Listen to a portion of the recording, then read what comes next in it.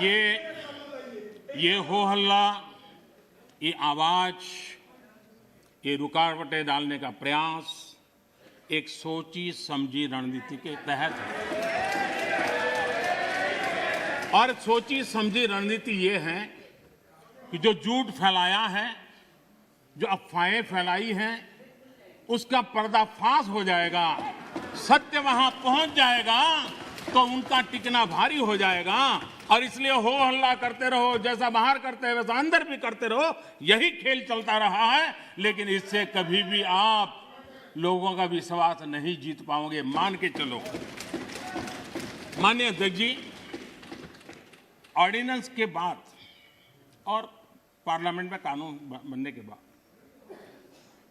किसी भी किसान से मैं पूछना चाहता हूं कि पहले जो हक उनके पास थे, जो व्यवस्थाएं उनके पास थी, उसमें से कुछ भी इस नए कानून ने छीन लिया है क्या? इसकी चर्चा, उसका जवाब कोई देता नहीं है। सब कुछ वैसा का वैसा वो है पुराना। क्या हुआ है? एक अतिरिक्त विकल्प व्यवस्था मिली है, वो भी क्या कंपलसरी है? किसी कानून का विरोध तो तब मायना रखता है कि जब वो कंपलसरी हो। ये तो ऑप्शनल है। आपको मर्जी पड़े यहां जाना है जाइए, आपको मर्जी पड़े वहां नहीं जाना है वहां जाइए, जहां ज्यादा फायदा हो वहां किसान चला जाए, ये व्यवस्था की गई है। और इसलिए प्लीज अधीर रंजन जी, अब ज्यादा हो रहा है। अधीर रंजन जी प्लीज, अब ज्यादा हो रहा है, अब ज्यादा हो रहा है। मैं आपका रिस्पेक्ट करने वाला इंसान हूं और मैंने पहले कह दिया, आपने जितना किया, जहां रजिस्टर होना हो गया। और बंगाल में भी टीएमसी से ज्यादा पब्लिसिटी आपको मिल जाएगी। बाबा क्यों इतना? हाँ दादा, देखो मैं बता दिया, चिंता मत करो, मैंने बता दिया।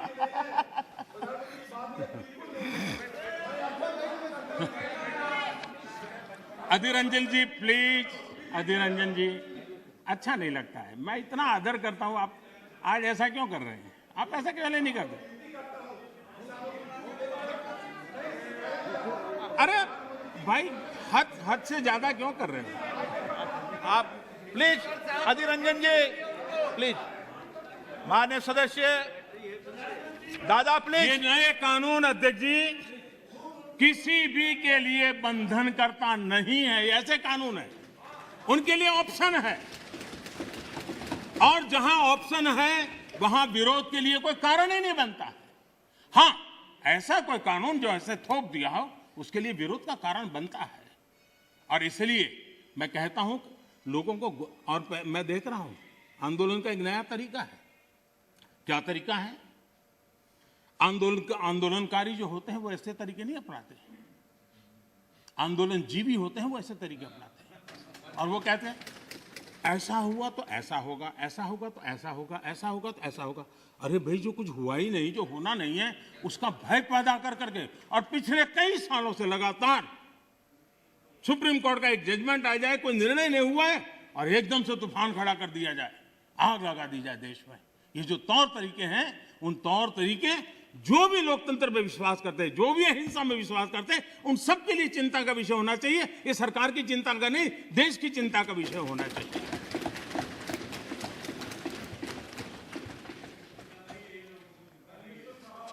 इस प्लीज बाद में समय मिलेगा आपको।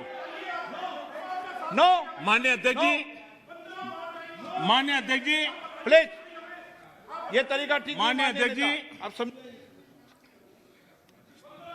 पुरानी मंडियों पर भी कोई पाबंदी नहीं है।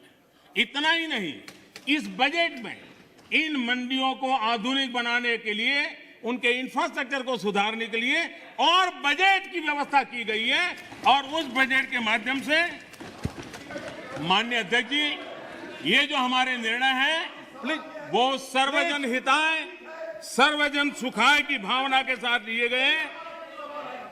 आप नेता हैं, आप ऐसा क्या करते हैं?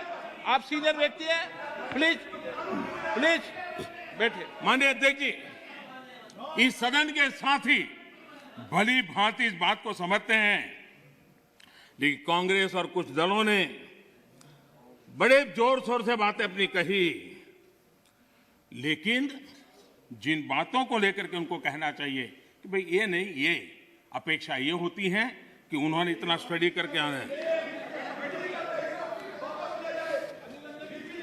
इतना ही नहीं, जो लोग ये कहते हैं, हाँ, मैं हैरान हूं, पहली बार एक नया तर्क आया इस सदन में कि भाई हमने मांगा नहीं था तो दिया क्यों? हमने मांगा नहीं तो दिया क्यों? पहली बात है कि लेना न लेना आपकी मर्जी है, किसी ने किसी के गले मड़ा नहीं है, ऑप्शनल है, एक व्यवस्था है और देश बहुत बड़ा है। हिंदुस्तान के कुछ कोनों में इसका लाभ होगा, हो सकता है किसी एक आध कोने में न भी हो, लेकिन ये कंपलसरी नहीं है। और इसलिए मांगा और दिए का मतलब नहीं होता है। लेकिन मैं फिर भी कहना चाहता हूं, इस देश में माननीय अध्यक्ष जी, दहेज का कानून, दहेज के खिलाफ कानून बने, ये इस देश में कभी किसी ने मांग नहीं की थी, फिर भी देश की प्रगति के लिए कानून बना था। माननीय अध्यक्ष जी, ट्रिपल तलाक, इसके खिलाफ कानून बने, ये किसी ने मांग नहीं की थी, लेकिन प्रगतिशील समाज के लिए आवश्यक है, इसलिए कानून हमने बनाए हैं। हमारे यहां बाल विवाह पर रोक, किसी ने मांग नहीं की थी कानून बनाओ, फिर भी कानून बने थे, क्योंकि प्रगतिशील समाज के लिए आवश्यक होता है। शादी की उम्र बढ़ाने के निर्णय किसी ने मांग नहीं की थी, लेकिन प्रगतिशील विचार के साथ वो निर्णय बदलने पड़ते हैं। बेटियों को संपत्ति में अधिकार किसी ने मांग नहीं की थी, लेकिन एक प्रगतिशील समाज के लिए आवश्यक होता है, तब जाकर के कानून बनाया जाता है। शिक्षा को अधिकार देने की बात किसी ने मांग नहीं की थी, लेकिन समाज के लिए आवश्यक होता है, बदलाव के लिए आवश्यक होता है, तो कानून बनते हैं।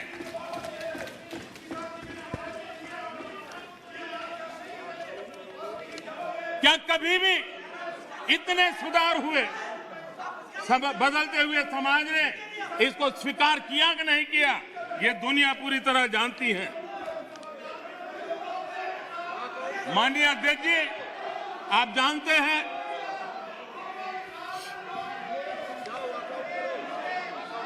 उन्होंने पर्याप्त समय, पर्याप्त अवसर दिया है बोलने का, ये तरीका ठीक नहीं है आपका। ठीक,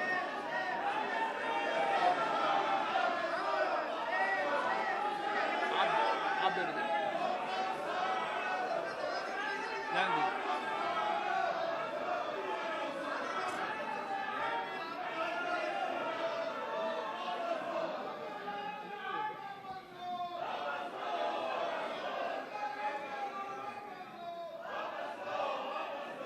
माननीय अध्यक्ष जी,